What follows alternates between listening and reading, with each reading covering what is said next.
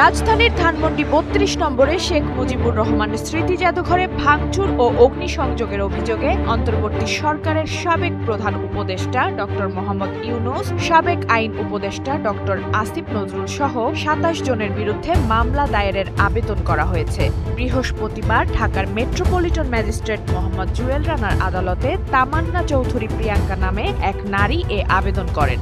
বাদীর জবানবন্দি রেকর্ড করে আদালত মামলাটি গ্রহণের বিষয়ে আদেশের জন্য আবেদনটি অপেক্ষমান রেখেছেন। বাদীপক্ষের আইনজীবী এ.কে.এম. শরীফ উদ্দিন বিষয়টি নিশ্চিত করেছেন। এই আবেদনে ডক্টর মোহাম্মদ ইউনূস ও ডক্টর আসিফ নজরুল ছাড়াও সাবেক পরিবেশ ও দুর্যোগ ব্যবস্থাপনা মন্ত্রণালয়ের উপদেষ্টা ডক্টর রেজওয়ানা হাসান, সাবেক প্রেস সচিব শফিকুল আলম, সাবেক স্বরাষ্ট্র উপদেষ্টা লেফটেন্যান্ট জেনারেল জাহাঙ্গীর আলম চৌধুরী এবং মোস্তফা সরোয়ার ফারুকীকে আসামি করা হয়েছে।